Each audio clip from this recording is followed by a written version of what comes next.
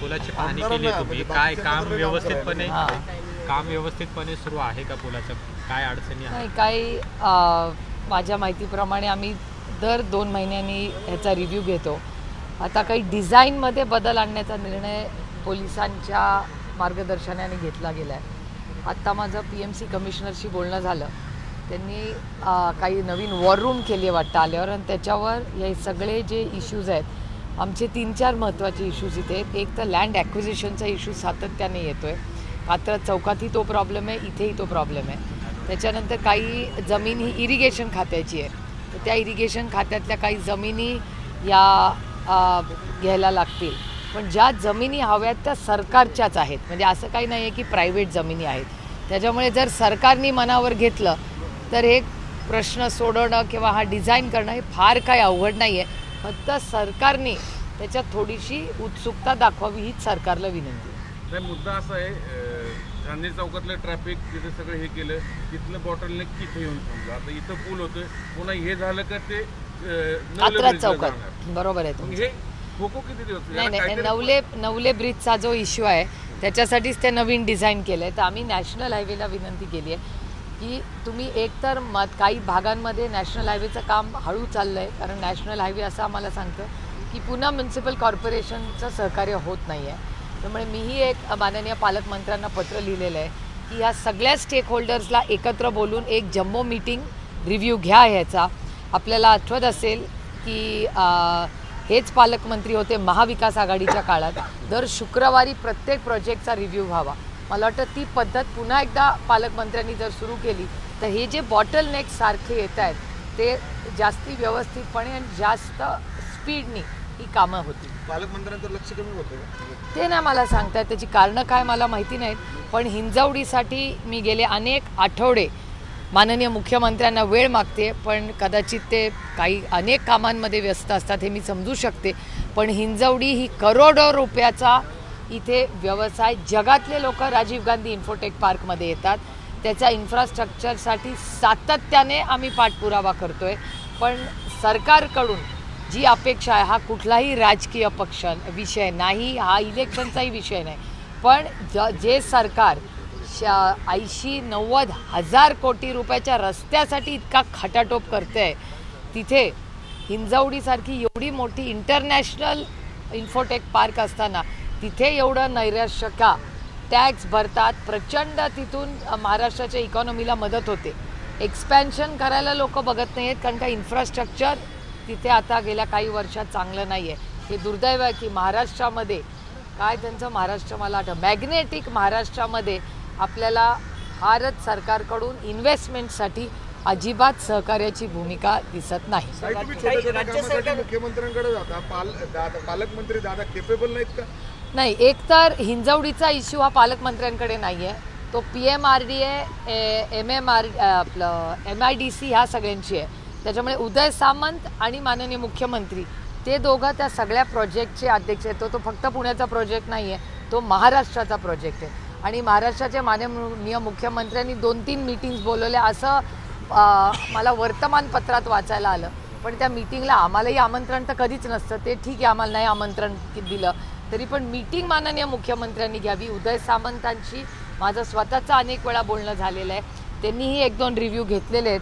पण गाडी कुठे अडकली आहे हे काय समजत नाही. तुम्ही एकीकडे राज्य सरकारकडून अपेक्षा करता प्रत्येक कामाचं फॉलोअप घेता, पण राज्य सरकारचे मंत्री आणि आमदार वेगळेच घोटाळतात. काल ना त्या गायकवाडांनी आमदार शिंदेचे त्या कॅन्टीन चालकाला मारहाण केली, का तर त्यांना वरण खराब मिळालं. हा, तो व्हिडिओ किती जबर मारहाण आहे. त्याने आता सारवा करतात की मला अन्न असं दिलं म्हणून मी मारहाण केली. माझं म्हणणं आहे, अन्न कसंही कोणी दिलं असेल तर कंप्लेंट बुक आहे ना.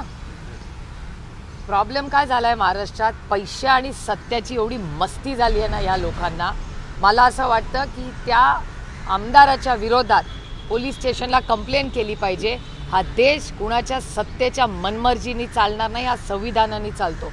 आणि जर असे आमदारच मारामाऱ्या करायला लागले तर लोकप्रतिनिधींकडून काय अपेक्षा सामान्य माणूस ठेवणार हो? हे अतिशय चुकीचं आहे. आणि महाराष्ट्राच्या माननीय मुख्यमंत्र्यांनी अशा त्यांच्या विचाराच्या आमदारांवर स्ट्रॉंग ॲक्शन घेतली पाहिजे. सामाजिक न्याय विभागाची मागणी होती. अर्थातच गुन्हा दाखलच झाला पाहिजे. ही कुठली मारामारी करायची पद्धत? मारामारी तर आहेच ताई, पण काही आमदार तर आता काल गोपीचंद पडळकरचं उदाहरण त्यांनी नाव नाही घेतलं, पण त्या पुन्हा एकदा त्यांनी तुम्हाला लक्ष केलं. पवार कुटुंबियाला जात काढली पडळकर हे जाते. पवार कुटुंबियांना सारखं टार्गेट करताना दिसतात, मात्र पवारांकडून आणि कुठलंही उत्तर दिलं जात नाही, तुमच्याकडून मी दिलं जात नाही.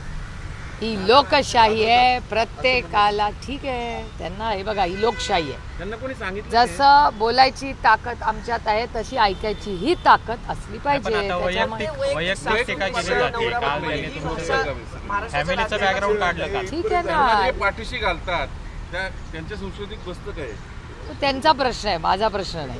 पण ताई, ही भाषा महाराष्ट्रात कधीच नव्हती, म्हणजे टीका व्हायची. हा प्रश्न तुम्ही नाही, हे तुम्ही मला विचारायच्या ऐवजी त्यांना विचारा ना, मला कशाला विचारता? ते म्हणतात की पुण्यातले पत्रकार सुजाण आहेत, तुम्हाला माहिती आहे, उत्तर देत नाहीत, पण टीका एकदम. पण मी तुम्हाला सांगू, जसं मला बोलण्याची ताकद आहे, माझ्यामध्ये ऐकून घ्यायची ताकद खूप आहे.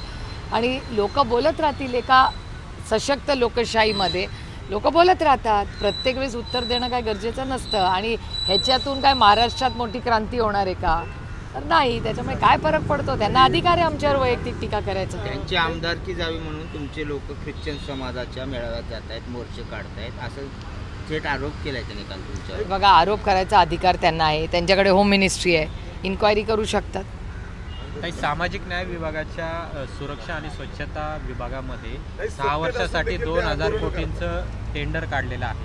त्याच्यामध्ये काही नियमांची पूर्तता आहे ती केली गेली नाही अशी माहिती समोर आली. अहो, तुम्ही या टेंडरचं सांगताय का? परवाच्या मुंबईच्या सगळ्या वर्तमानपत्रात बातमी आली होती की जो GRच नाही अशाही गोष्टींचे टेंडर या सरकारने काढलेले आहेत. म्हणजे रुरल डेव्हलपमेंट मंत्रालय, ग्राम विकास मंत्रालयाने 6000 कोटी रुपयाची कामं काढली GR सांगून, आणि असा GRच नाही. आता त्याची इन्क्वायरी लागलेली आहे. त्याच्यामुळे या सगळ्या इन्क्वायऱ्या, झालेले पैशाचे खर्च, ह्याला मनमानी चाललेली आहे. आणि महाराष्ट्र सरकारचं फायनान्स डिपार्टमेंट जे म्हणतं ते कॅबिनेटमध्ये ज्याची चर्चा होते, त्या प्रत्येक फायनान्स डिपार्टमेंटच्या महत्त्वाच्या सूचनांना केराची टोपली दाखवली जाते. हे चिंताजनक एवढ्यासाठीच आहे. याचं कारण असं की राज्याचं जे आज आर्थिक परिस्थिती आहे ही अतिशय अडचणीत आहे. हे मी सांगत नाही आहे, हा महाराष्ट्र सरकारचा डेटा आणि महाराष्ट्र सरकारचा अर्थ खात्याचा रिपोर्ट सांगतो, जो तुमच्या सगळ्यांच्या चॅनलवर तो रिपोर्ट दाखवलेला आहे. याची चौकशी झाली पाहिजे का? म्हणजे तुम्ही जो मुद्दा प्रत्येक गोष्टीची चौकशी झालीच पाहिजे ना. पण करणारे पण तेच आणि निर्णय घेणारे तेच, GR खोटा काढणारे तेच आणि वरती त्याची इन्क्वायरी लावणारे पण तेच आहेत ना.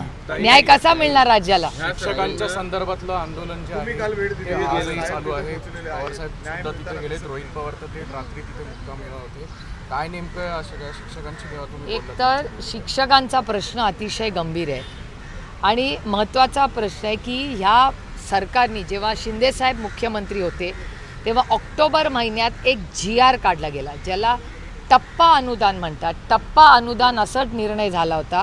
त्या आंदोलनाला मीही ऑक्टोबरमध्ये गेले होते, रोहितही गेला होता. आणि त्याच्यामध्ये ठरलं होतं की अनुदान 20%, 40%, 60% त्याप्रमाणे ब्रॅकेट्स केले होते आणि त्याप्रमाणे ते अनुदान द्यायचं होतं. अनुदान देत असताना GR काढलेला आहे महाराष्ट्र सरकारने ऑक्टोबरमध्ये माननीय शिंदे साहेबांच्या सहीनी की हो, आम्ही शिक्षकांना हा टप्पा अनुदान देणार. झाला ऑक्टोबर, मतदान झालं. नोव्हेंबर, डिसेंबर, जानेवारी, फेब्रुवारी, मार्च, एप्रिल, मे, जून, जुलै 9 महिने झाले GR काढून. अजूनही त्या शिक्षकांना टप्पा सोडा एक थेंब पण काही पैसे वाढवून दिलेले नाहीत. अनेक शिक्षक तिथे महिलाही बसलेल्या आहेत, काल ओक्साबोक्शी रडत होते, आता हताश झालेले आहेत. आणि जर सरकारने GR काढलेला आहे तर GRला पण हे लोक केराची टोपली दाखवत आहेत. मग हे सरकार राहणार कसं? असं असेल तर सरकारने घरी जावं, राजीनामा द्यावे या सरकारने. जर GRच इम्प्लिमेंट होणार नसतील तर काय कामाचं आहे सरकार? आणि हा इश्यू मी केंद्र सरकारमध्ये पार्लमेंटमध्ये रेस करणार आहे. किती 86,000 कोटी रुपयाचा रस्ता, त्याला ऑब्जेक्शन घेतलं अर्थ खात्याने. अर्थ खातं म्हणते करू नका. जर तो कुठला काय शक्तीपीठ मार्ग म्हणतात ना, शक्तीपीठ मार्गाची 86 हजार कोटी रुपयाचं लोन हे सरकार घेत आहे, ते घेऊ नका. हे फक्त मी एकटी म्हणत नाहीये, या राज्याचं अर्थ खातं म्हणतंय. आणि हा जर रस्ता झाला तर ह्या राज्यातलं जे अर्थकारण आहे ते पूर्ण कोलमडेल. हे माझे शब्द नाही आहेत, अर्थ खात्याचे आहेत. आणि त्याचबरोबर 2 गोष्टी तिथे खटकतात. एक, जे लोन घेतलेलं आहे 6.5% लोन मिळणारं, ह्या प्रोजेक्टसाठी 9.25% हे लोन घेत आहेत. कशासाठी? 2.5% कुठे चालले आहेत, हा पहिला प्रश्न. दुसरा प्रश्न की हा जर रस्ता आपण केला तर 22% आपल्या बजेटमधले पैसे फक्त ह्याची परतफेड करण्यासाठी जाणार आहेत. हे माझी नोट नाही, हे ऑब्झर्वेशन सुप्रिया सुळे विरोधक म्हणून नाही, हे ह्याच सरकारच्या अर्थ खात्याची जी इंटरनल नोट आहे, जी कॅबिनेटमध्ये सर्क्युलेट झाली, जी तुमच्या चॅनल्सवर दाखवली, ती वर्तमानपत्रात आहे, त्याच्यात ही आहे. मग हा हट्ट कशाला या रस्त्याचा? एकीकडे शाळा गळत आहेत, अंगणवाडींना सगळ्या जागा नाही आहेत, शिक्षकांना पगार नाही आहे, त्याच्यावर हिंदीची सक्ती. हिंदी भाषेला आमचा विरोध नाही, कशाच्याही सक्तीला आमचा विरोध आहे. मला एक सांगा, ह्या कालच्या शिक्षकांच्या आंदोलनाबद्दल तुम्ही विचारलं, त्या शिक्षकांमध्ये drawing teacher, PT teacher cancel का? कारण का ह्यांना हिंदी टीचरची भरती करायची. म्हणजे जो मराठी शिकवतो तो कॅन्सल, जो मराठी PT टीचर आहे कॅन्सल, जो ड्रॉइंग टीचर आहे मराठी तो कॅन्सल. पण ह्यांना हिंदीची सक्ती करायची आहे. ती हिंदीची सक्ती ना गुजरातमध्ये आहे, अर्ध्याहून जास्त जिथे भारतीय जनता पक्षाचे मुख्यमंत्री आहेत, कुठेही हिंदी कंपल्सरी नाही. फक्त महाराष्ट्रात हा का घाट घातला आहे, हे माझं उत्तर माननीय मुख्यमंत्र्यांनी कृपा करून या राज्याला द्यावं. ताई, या सरकारने आपलं 10वीचं जे बोर्ड आहे त्याचे 9 विभाग असतात, 9 विभागाचे सगळे विभागीय सचिव रद्दबातल करून इतरत्र हलवलेत. म्हणजे निकाल लावायचा कोण? मग यांना बोर्ड बरखास्त करायचंय का? हा प्रश्न माझी 6 महिन्यापूर्वीची भाषणं कृपा करून काढून बघा. मी सातत्याने सांगते की मी स्वतः SSC बोर्डात शिकलेली आहे, काही आपलं कुणाचं नुकसान झालं नाही. मग SSC बोर्डाचं काय होणार हा प्रश्न मी गेले 6 महिने, जेव्हापासून यांनी हिंदी भाषा आणि हे न्यू एज्युकेशन पॉलिसीचा सुरू केलं आहे तो दिवस आणि आजचा दिवस मी सातत्याने प्रश्न विचारते की ह्यांना, मला तरी असं वाटतं की ह्यांना SSC बोर्ड बंद करायचं आहे. हा आरोप नाही, हे वास्तव आहे या राज्याचं. राज्यामध्ये मी सांगतच आहे, मी GR काढायच्या आधीपासून मी बोलते. त्याच्यावर आवाज उठणार, आवाज तर करतोच आहे ना आम्ही. आता कशाला रोहित काल तिथे मी काल सकाळी गेले, काल दुपारून रोहित तिथे गेला, तर रोहित तर राहिला काल रात्री त्या शिक्षकांबरोबर. आता आदरणीय पवार साहेब तिथे गेलेत. अहो, शिक्षण भाषा हीच तर महाराष्ट्राची संस्कृती आहे. समानता कशातून येते? समानता ही शिक्षणातून येते, तुमच्या कर्तृत्वातून येते. आणि ज्या छत्रपतींच्या महाराष्ट्रात रयतेचं राज्य, शाहू फुले आंबेडकर तुम्हाला आणि मला शिकवण्यासाठी या सगळ्या महापुरुषांनी उभं आयुष्य त्याचं बलिदान दिलं, आणि तेच शिक्षण मॉडर्न काढायचं पाप आज हे जे सरकार येथे करते. ताई, मराठीचा मुद्दा गेल्या 8 दिवसांपासून राज्यामध्ये चर्चेला जातोय. निशिकांत दुबेंनी जे वक्तव्य केलेलं होतं त्यावरती देवेंद्र फडणवीस असं म्हणाले की निशिकांत दुबे असं म्हणाले की मराठी माणूस हा पिकलेल्या तुकड्यांवरती जगतो. देवेंद्रजी असं म्हणाले की त्यांचं म्हणणं जे आहे ते सरसकट मराठी माणसांसाठी नव्हतं. याचा अर्थ नक्की काय घ्यायचा? अहो, ते सारवासारव करतायत, काय करणार दुसरं? त्यांचा मोठा दिल्लीचा नेता बोलून बसलाय, काय करणार ते? आणि माझी एवढीच विनंती आहे, मला अरुण जेटली साहेब अशा वेळेस आठवतात. अरुणजी नेहमी म्हणायचे की तुम्ही दाखवणं बंद करा, हे असली लोक बोलणं बंद करतील. हे माननीय अरुण जेटलीजी नेहमी दिल्लीत आम्हाला सांगायचे. पण ताई, 5 जुलैला जो मराठी मेळावा झाला, दोन्ही ठाकरे बंधू एकत्र आलेले होते, त्यानंतर राज्याच्या राजकारणात एक वेगळं चित्र पाहायला मिळेल असं वाटत होतं. पण त्याच्या दुसऱ्या दिवसापासूनच राज ठाकरेंची भूमिका ही संभ्रमात टाकणारी आहे.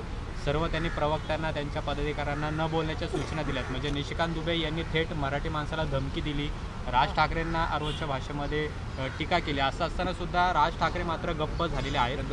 नेमकं काय झालं? भाजपकडून त्यांना दबाव आलाय असं काही चित्र? त्यांचं मत असंही असेल ना की तुम्ही दाखवणं बंद करा, हे बोलणं बंद करतील, असंही असू शकतं प्रत्येकाला. आता मी तुमचा माझ्यावर पण आरोप आहे की मी काही लोकांना उत्तर देत नाही. तसं राज ठाकरेंची इच्छा असेल काही लोकांना ते उत्तर नाही देणार, असं असू शकतं ना. प्रत्येक व्यक्तीला उत्तर दिलं. तसं आमची बोलायची ताकद आहे. आम्हाला जे पाहिजे ते आम्ही बोलले. आता बाकीच्यांना बोलायचं आहे, बोलू द्या, काय फरक पडतो. तुमचंही चॅनल 24 तास चालतं त्यांच्यामुळे. नाही पण मराठी मुद्द्यासाठी ते तर रस्त्यावर मराठी उतरले होते. मुद्द्यासाठी काल मनसेनी मीरा रोडची तुम्ही बघितलं असेल, मनसे आणि शिवसेना ताकदीने काल मीरा रोडला एकत्र उतरले होते. तुमच्या सगळ्या चॅनलवर काल ते 24 तास चाललेलं. त्याच्यामुळे मनसे आणि शिवसेना, काँग्रेस पक्ष आणि राष्ट्रवादी काँग्रेस पक्ष, आमचे सगळे पक्ष हे मराठी भाषा, आम्ही कोणीही हिंदीचा विरोध करत नाही. आई पण जगली पाहिजे, मावशीचा पण मान सन्मान झाला पाहिजे. पण आमची एवढीच विनंती या सरकारला, सक्ती करू नका. ऑप्शनल ठेवा ना, ज्या पालकांना शिकवायचं. आणि 5वी नंतर आहेच ना, 5वी नंतर सगळेच हिंदी शिकतात, 3 भाषा शिकतातच. पण पहिलीपासून एकीकडे मला आठवत आहे विनोद तावडेजी जेव्हा मंत्री होते शिक्षणाचे, तुमच्याच चॅनलवर मिळालं, ते बॅग्स दाखवायचे, वजन दाखवायचे, कसे वजन मुलांवरचं कमी करतोय, भार कमी करतोय, हे विनोद तावडेंनी त्यांच्या काळात सांगितलेलं आहे ना. मग आता त्याच सरकारमध्ये असं काय घडलं की ते दिल्लीवरनं आलेले जे कुठे गुजरातमध्ये अंमलबजावणी आग्रही नाही, चर्चा पण नाही त्या गुजरातमध्ये, कुठल्याच राज्यात नाही, फक्त महाराष्ट्रात काय झालं या सरकारला मला कळत. त्याच मोर्चावरून देवेंद्र फडणवीस असे म्हणाले, सरकारला बदनाम करत आहेत, परवानगी कुणी नाकारली ते सांगा. म्हणजे गृहमंत्रीच पोलीस नाही असं नाही. असं माननीय मुख्यमंत्र्यांच्या मध्ये आणि त्यांच्या डिपार्टमेंटमध्ये अंतर आहे, असं काल तुमच्या चॅनलनी दाखवलेलं की ते नाही. पण ते तुमच्या चॅनलवर पाहिलं ना, मी थोडी होते तिथे विधान भवनात, मी मोर्चामध्ये होते शिक्षकांच्या.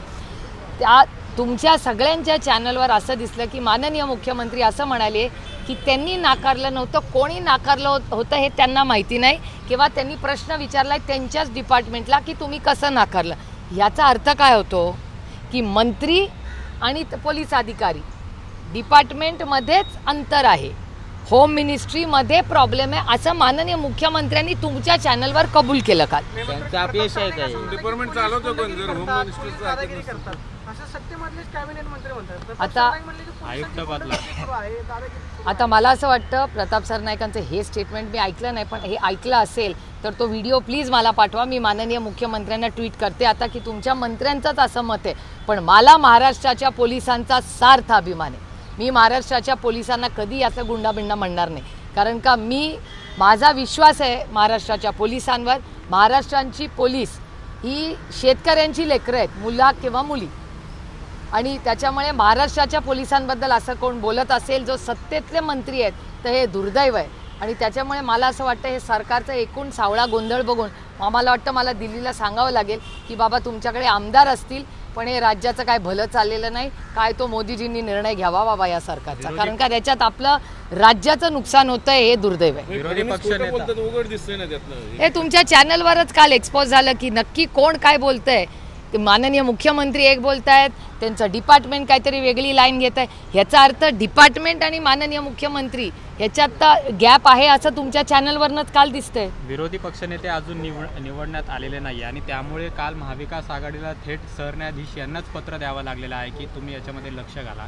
तर हे कितपत योग्य आहे की राज्य सरकार अजूनही याबाबतचा निर्णय घेत नाही? हे लोकशाहीवर यांचा, तुम्हाला आठवत असेल लोकसभेला विसरला का तुम्ही त्यांची घोषणा, अबकी बार 400 बार बदलेंगे संविधान. हे मी नाही म्हणलेले, हे भारतीय जनता पक्षाचे 2 खासदार बोललेले आहेत लोकसभेत. त्याच्यामुळे ते जे बोलले ते जेव्हा संधी मिळेल तेव्हा ती कृती दिसते आपल्याला. काही ठिकाणी भारत बंदला संमिश्र प्रतिसाद मिळतोय, काही महाराष्ट्रामध्ये फारसा जरी नसला तरी उत्तरेत म्हणजे ओरिसा असेल किंवा खाली दक्षिणेत केरळमध्ये सुद्धा खूप मोठा इम्पॅक्ट झालेला आहे. लेबर कोड असेल किंवा इतर मुद्द्यांवर 25 कोटी कामगार आणि इतर संघटना, केंद्रीय कामगार संघटना उतरल्यात. त्या भारत बंदकडे तुम्ही कसं बघता? नाही, चिंताजनक आहे. 21 तारखेला जेव्हा सेशन सुरू होणार आहे, इंडिया अलायन्सची मीटिंगमध्येही आम्ही जो अजेंडा करतो त्याच्यात ह्या सरकारकडे आम्ही ह्याची चर्चा मागणार आहे, कारण काय अतिशय चिंताजनक आहे की कुठले जे निर्णय रेटून घेत आहेत हे सरकार, हे योग्य नाही. भारत हा कष्ट करणाऱ्यांचा देश आहे, हा एक गरीब देश आहे. यांना भाषणं करायला ठीक आहे म्हणणं 4th लार्जेस्ट इकॉनॉमी वगैरे, हे भाषणापुरतं चांगलं वाटतं. ट्रम्प ॲडमिनिस्ट्रेशनची अजून आपल्याला टॅरिफची लिस्ट अजून आलेली नाही, जे साधारण आपल्याला कानावर येतं आहे. हे काय फार सकारात्मक भारतासाठी आहे असं कानावर किंवा साधारण वर्तमानपत्रात ज्या बातम्या येत आहेत त्याच्यावरून दिसत नाही. त्याच्यामुळे मला विचाराल तर आर्थिक परिस्थिती राज्याची तर अडचणीत आहेच, आणि मी तो आरोप करत नाही आहे. फॅक्च्युअल अर्थ खात्याची जी नोट आहे त्याच्यात अर्थ खातंच मान्य करतं आहे की आज आर्थिक परिस्थिती महाराष्ट्राची प्रचंड अडचणीत आहे. ताई, नाशिकचा एक गंभीर प्रश्न जो आहे तो समोर आलेला आहे. नाशिकच्या जिल्हा परिषदेमध्ये एका विभाग प्रमुखानं जवळपास 30 महिलांचा लैंगिक छळ केलेला आहे आणि त्याची तक्रार पुराव्यासहित आक्षेपार्ह व्हिडिओसहित अधिकाऱ्यांना प्राप्त झालेली आहे. त्याच्यावरती चौकशी समिती नेमलेली आहे. जर विभागामध्ये 30 महिलांचा अशा पद्धतीनं लैंगिक छळ होत असेल, नाशिकसारख्या जिल्ह्यामध्ये अशी घटना घडते, राज्याच्या मुख्यमंत्र्यांना काय सांगणं आहे? महिला सुरक्षित आहेत का राज्यामध्ये, किंवा ज्या सातत्यानं वारंवार घटना घडत आहेत त्याकडे नाही, तुमचा प्रश्नातच माझं उत्तर आहे. अर्थातच त्या वर्दीची भीतीच राहिली नाही ना, तर हिंमतच कशी होते हे करायची. त्याच्यामुळे महिला सुरक्षितता हा प्रश्न हा पुणेकरांना तर सगळ्यात मोठा आहे. आपल्याकडे तर घरात घुसून काय काय चाललंय, अनेक जिल्ह्यांमध्ये या गोष्टी वारंवार होत आहेत. अहो, इथून कशाला, आपण जिथे उभे आहे तिथून 10व्या मिनिटावर ज्यांचं घर आहे तिथे तर हुंडा मागून मागून त्या पोरीचा छळ केला आणि तिचा जीव घेतलेलं हे कुटुंब आपण उभे आहोत तिथून 10व्या मिनिटावर झालं. त्या केसचं पुढे काय झालं त्याचा फॉलोअप आम्ही सगळे घेतोय. सरकारकडून काय त्याच्याबद्दल होतंय तर काही होत नाही.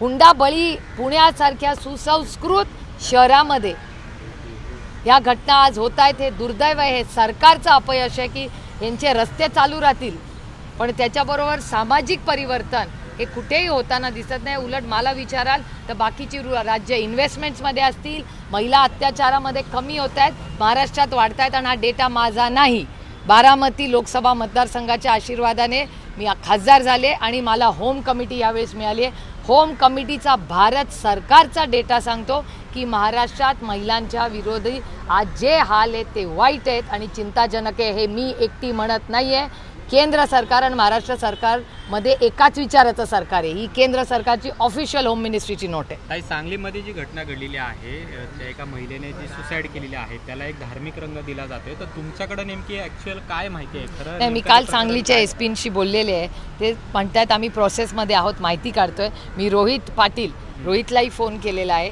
रोहितही त्याची माहिती घेतोय, जयंतराव ही सगळे घेत आहेत. त्याच्यामुळे मला वाटतं आज असेंब्लीमध्ये माननीय जयंत पाटील आणि रोहित म्हणजे पाटील तर हे दोघंही त्याच्याबद्दल गृहमंत्र्यांची पण भेट घेणार आहेत असं मला त्यांनी काल राज्यात पोलरायझेशन केलं जातंय. पोलरायझेशन करण्याशिवाय त्यांच्याकडे दुसरा काय मार्गच नाही ना, कारण का बाकी सगळं अपयशच दिसतंय. अर्थ खात्यामध्ये तुम्ही बघताय काय परिस्थिती आहे, पेमेंट्स वेळेवर होत नाही आहेत. कॉन्ट्रॅक्टरचं मी तुमच्या चॅनलवर का वर्तमानपत्रात काल परवा वाचलं की ते सगळे आंदोलन करणार आहेत, शिक्षक आंदोलन करतायत, सगळ्या शाळा गळतायत, कुणाला द्यायला पैसे नाही आहेत. अर्धेहून इन्फ्रास्ट्रक्चर प्रोजेक्ट JJM जल जीवन मिशनबद्दल मी आणि अमोलदादा कोल्हेंनी किती कंप्लेन केले आहेत, CR पाटलांनी अर्ध्याहून जास्त कामं थांबवली आहेत, निलेश लंकेंनी किती कंप्लेन केले आहेत. इतकं करप्शन त्या JJM जल जीवन मिशनमध्ये झालं आहे. अमोल कोल्हेंनी कंप्लेन केले आहेत, मी केलेले आहेत, भगरे सरांनी केले आहेत, निलेश लंकेंनी केले आहेत, आपल्या बाप्पांनी बीडमध्ये केले आहेत. किती सांगू तुम्हाला, आम्ही सगळ्यांनी. आणि मी केंद्र सरकारच्या CR पाटील जरी भारतीय जनता पक्षाचे असले तरी मी त्यांचे जाहीर आभार मानते की CR पाटीलांनी ऑन रेकॉर्ड आम्हाला सांगितलं फ्लोअर ऑफ द हाऊसवर की जर कुठल्याही राज्यामध्ये भ्रष्टाचार दिसला तर मला सांगा, मी काम थांबवीन. CR पाटलांनी आम्ही जिथे जिथे भ्रष्टाचार त्यांना दाखवला सगळी महाराष्ट्रातली कामं थांबवली. त्यामुळे दुर्दैव आहे. मी कोणाचीच मागणी नाही त्या शक्तीपीठ मार्गाची, पण कोणासाठी हे सगळं एवढं? हा आठवड्याला माननीय मुख्यमंत्री दर आठवड्याला आजकाल पुण्याला येतात. तुम्हाला जेव्हा भेटतील तेव्हा माझ्या वतीने विचारा, कारण का मी त्यांची वेळ मागते गेल्या 1 महिना हिंजवडीसाठी, ते मला काही वेळ देत नाहीत. तुमची भेट माझ्यापेक्षा जास्त होते. कृपा करून माझ्या वतीने हिंजवडीचा प्रश्न विचारा आणि या शक्तीपीठाचा पण विचारा. उद्या बैठक आहे, तुम्हाला बोलवलंय का मुख्यमंत्र्यांनी? बैठक बोलवली नाही बाबा, मी तुमच्याचकडून ऐकते. थँक्यू.